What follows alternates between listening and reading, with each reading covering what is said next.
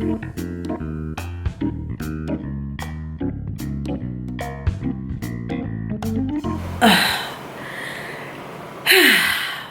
move this back a little bit. I'm looking real pregnant. So hi guys, it's been what's this? It's been like over a month since the last time, or maybe just about a month since the last time I recorded a diary, and that's because I traveled. I was supposed to travel for 10 days, but and so I left my camera in Nigeria, and then I didn't come back for like over 3 weeks. Where do I start? Well, first of all, I have reached the 6-month mark, so give God all the glory. I'm just so happy, so thankful, so prayerful, because it hasn't been easy, but I'm happy basically. So as you can see, there's a proper bump. People know now, obviously, so I can't be wearing big baggy clothes anymore. I don't even have enough clothes, so I went, it was magazine launch today, so I wore, what did I wear? I wore this with a jacket. I'm not really about the whole, showing your bum thing, but whatever. But have a proper look. So, let me crouch down. So this is me, 6 months. Oh gosh. Whew. So still in my 2nd trimester, but what's the difference now?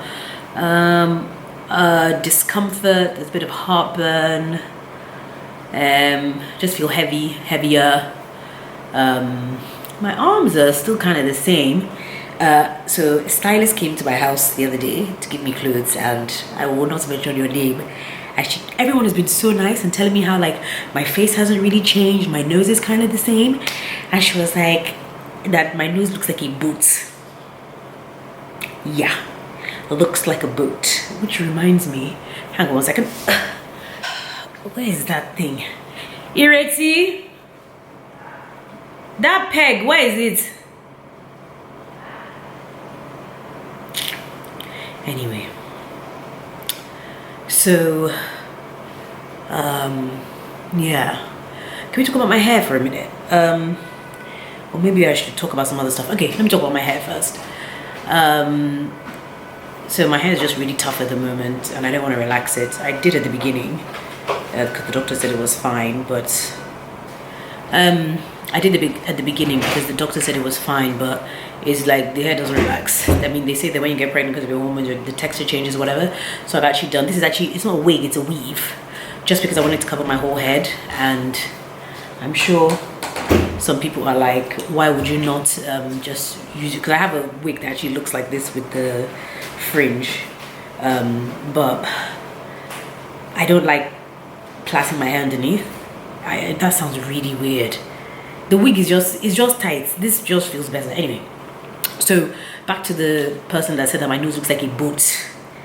Looks like a boot. I don't even know what that means, but she basically said that my nose has spread. So thank you for that. Like, I'm not self-conscious already, but okay. So my nose is spread. But there's a trick, because when my friend was pregnant years ago, she used to do this thing. She used to get a clothes peg and she would put it on her nose for like hours during the day. So I tried this yesterday after I got told that my nose was ginormous, right? Like it. And I don't know if it's because this thing is so tight. It is like, it's so painful. I can't put it on for like more than 10 seconds. I mean, it's ridiculous. And also, does this really do anything? You can't even wear this to bed. You pass out from not being able to breathe. Anyway, I tried it. It didn't work. So if anyone else is having nose spreading syndrome, just suck it up. Because when the baby comes out, hopefully you go back to normal. And I don't think my nose is too bad. Do you? Anyway, on a more serious note, so what happened? I traveled, and the day after I was having an anomaly check. That's when they check the baby's, that's your 20-week scan. So they check the baby's limbs and just make sure the heart is intact, all that kind of stuff. So check everything. The baby moves around quite a lot, so they told me to wait, go, come back, checked it again. And after they checked it, I was cramping. Well, first of all, they said, oh, the heart looks fine, but they just want to check some more stuff. I was not like, so they now referred me to another hospital to check the heart in depth. You know, I mean, it's just to be cautious. And for me, the more checks you have, look, it's better to be safe than sorry. So I said, okay, no problem. So they booked an appointment for that. So I now had to change, so I had to stay longer because of that, which is fine. So when I was leaving the hospital, I was kind of cramping a bit. When they're doing the scans, like they're really getting in there. So you know how you're walking around saying, oh, so be careful, be careful. They're like using the machine and like really digging in and, you know, fondling around there just because they're trying to see all the different, it's very uncomfortable. Anyway, check that. I was cramping a little bit and, just my stomach was just hurting. And I wake up the next day and I have spotting. If there's any guys listening to this, if you're wondering what spotting is, ask your sister or your wife. Well, spotting is basically when there's like drops of blood, but it's like mixed in with discharge. So I have to be very frank. This is pregnancy. It's real, man. So it was like a light pink. It wasn't bad, but you know, you shouldn't really have that. So I called the midwife, and my midwife said, if it continues for 24 hours, then come in just so that we can check to make sure everything's fine. So I was like, okay. So it stopped. Then it started again. And I was like, no, it stopped the next day. So I was like, oh, okay, I'm fine. Then it started again on like the Wednesday. So I was like, oh, you know what, it's better to be safe than sorry. Okay, let me come in. Now, when you're 20 weeks plus, you don't go to like the antenatal clinic anymore. You go to triage. Triage is where the labor ward is. Because it's not like not like a full-formed baby, but you know, well, kind of. Hey babe. What's up? I'm doing my diary. Wanna say hi? Diary. Wanna say hi, daddy? Hello, diary. Bye, diary. So you go to the labor ward. All I can say is, not that if I knew what was going to happen, I would have just stayed in my house because the spotting stopped eventually. But when you go to the labor ward, if you weren't stressed about pregnancy before, you will get stressed. It is just, the experience is just, what did I not see?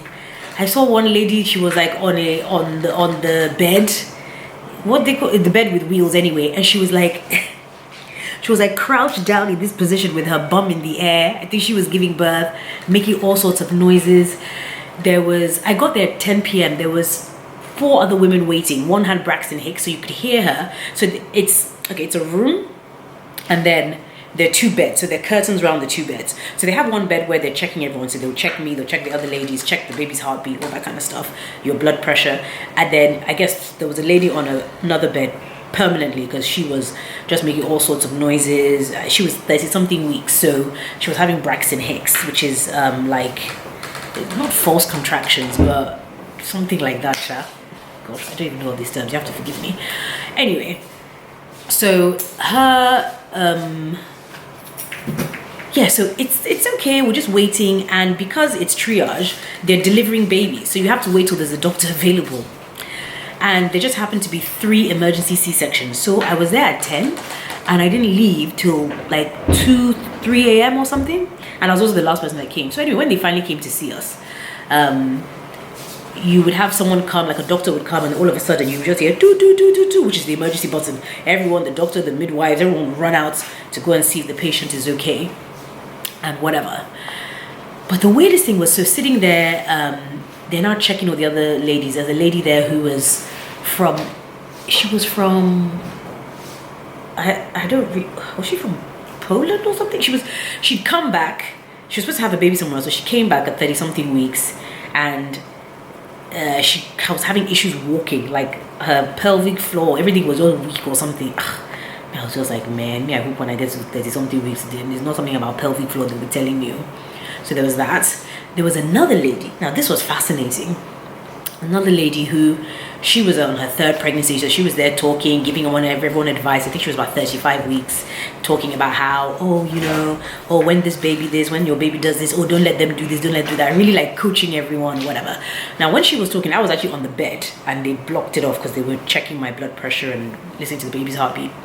And this lady was just talking. She was just talking. And then she now says, so she was there with her sister and the sister's husband or something. So they go off to have a cigarette or something outside, and her and the Polish lady are talking, and then she says something like, oh, wish she could have a cigarette or something, and then the Polish lady says, oh, do you smoke? And she was like, yeah. And she goes, do you smoke now? And she was like, yeah. And on the bed I was like, oh. And then she was like, oh, like, how much do you smoke? And she was like, oh, about 10 to 15 a day. I was like, what? And come again? 10 to 15 a day? Huh? What? Like, it's not my business. Even though I'm not sharing it with you guys. But I was just flabbergasted. And what was striking was the fact that before she disclosed the information, she was actually throwing up. So she kept coughing. She was like, oh, I've got really bad acid reflux. Acid reflux. And then and like, first of all, I've got like a vomit phobia. So I'm very happy I had no sickness during this pregnancy. So she'd run to the toilet and I'd be covering my ears so I wouldn't hear the upchuck because it was just so nasty. And then in my head I'm thinking, now I know why you have acid reflux, because you're still smoking. 10 to 15 a day? Like, what? And she was like, yeah, the doctor's really telling me to stop, but I guess maybe with the other 2 pregnancies she smoked and her children are fine. But man, there's some sacrifices you have to make, because I know cigarettes are addictive and all, but even can't she cut down to like 2? Like what? I'm sure if you can smoke, you can take Nicorette patches during your pregnancy, or gum, or that spray thing that they give you. Anyway, so that was an eye-opener. So when they checked me, so they were checking my stomach, they're like, oh, everything's fine, the baby's fine, blah blah blah. They're like, oh, but let's see about your placenta, because you got low-lying placenta. Let me check. And then they checked something and they said, okay, it's not low like that, so we can do a speculum. So I was like, oh, what's a speculum? This is when you know you're further along, because at first all they do is ultrasound. They just check on the outside. When you start getting further into pregnancy, they start checking on your inside. Like, they start putting things up there. Yeah. So a speculum is like, if you ladies out there have had a smear test, it's like that. It's just worse. So they put this thing up there, and then they're like, it's like they're winding it to open you up, and then they take like swabs and start swabbing to check it as an infection, to see if that's where the bleeding was coming from. No problem, they did that one. I was very brave, because I thought, if I'm screaming with this, how will I be when the baby's coming? So I just didn't say anything. It was fine, everything was fine, checks were fine, great. A week later, I'm bleeding again, but this time it's like fresh red blood. That one, I was actually really scared. So I go back to the hospital, because it's just been a week. Like, why am I still bleeding? And then they do the same thing, and they're like, oh, they're like, okay, the bleeding is not from they just said your womb is a bit bruised, but they were just like, everything is fine, thank God. But we're gonna do a speculum. Now, they did the speculum again. Unfortunately, this time I went in, it was a junior doctor who, let me not say it was a junior doctor, it was a new doctor. I think she must have just graduated, because the midwife is basically telling her what to do. And she did my speculum, and it's literally like, it felt like someone was putting a rocket up there. It was so painful, so uncomfortable. I could even feel the swabbing. Oh, it wasn't nice. It was not nice. It wasn't nice, not at all. But anyway, so after that, I think about a day later, the bleeding stopped, and we thank God. But with all that being said, I mean, I know I'm like talking about this really freely now. At the time, it's like you're praying every day, you want everything to be fine, and then you're just like, so obviously in my head I was just thinking, am I even gonna be able to come back home? Can I travel? I now have to check something about baby's heart. I have to check, like, so many things going through your head. And then the other thing is, apart from the fear, and I believe faith over fear all day, every day, but when you go to the toilet and you look down and there's something there, like, the way the fear catches you, like, it's almost uncontrollable, because you're not going to look down and see blood and be like, oh, your first instinct is, okay. And now I just have to say to myself, Dolapo, calm down, like, this is not bad, like, it's not a bad thing. Your body is changing, things are moving around, your uterus is expanding, your womb is expanding. Do you know what I mean? This stuff happens. I have to actually talk myself through it. Faith over fear. Faith over fear. God is in control. God has given me this gift, and it's a blessing, and it's going to come through when it's meant to come, when at the due date, no preterm labor, no miscarriage, no nothing. So that's something that has been quite difficult. The other thing is like not sharing with parents, well, not sharing with anyone really, apart from I was with my sister, so my sister and my husband, because first of all, it's like, oh, how come, like, people in Lagos were saying, how come you haven't come back? I'm just like, oh, just chilling, because you can't start talking about, oh, this is happening, and then everyone's like, oh my god, you better stay there. I mean, I asked the doctors, and what was interesting is that the doctors they don't really give you an answer. They actually fobbed me off and passed me on to the other clinic, saying the people that checking the heart asked them. When I asked them, they said, we just checked the heart, so we don't know anything about that. And I just prayed about it, because I just thought, actually, why am I even asking the doctor? I mean, I know they're doctors and whatever, but I prayed about it, and I was like, God is in control, and it's fine, and I'm going to be fine, and I've come back and I am fine, and I'm so grateful and so thankful. But man, it's not easy. It's so funny, like some people just have like really smooth pregnancies, they don't have any aches, no pains. Now any small pain, I'm just thinking, what is this? So my stomach was hurting last night. I'm just thinking, hey, please, I hope it's not. It's new, and you want to be excited, but you also want to just get to that milestone where, oh, if the baby comes, everything is going to be fine type thing, So anyway, I came back. All the work I was supposed to do, I was supposed to be in a musical, I couldn't do that, obviously. I had my foundation talk, I cancelled everything. And it's just letting me know that, your life is not your own, first of all, and secondly, this child is not in control of you. So, whatever is happening with babies, what's gonna go? So that's it. This has been a long one, because I've missed out. I don't know what I'm saying. I'm tired, Jerry.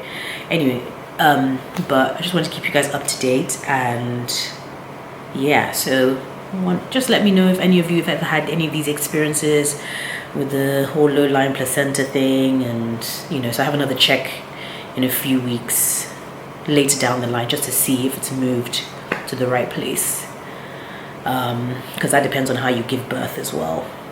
So I'm praying for a natural birth. Well, as long as the baby is happy and healthy and I'm fine, it's all good. So I will speak to you guys. This one was really long. Gosh, sorry. I will speak to you guys in a few weeks. All is well.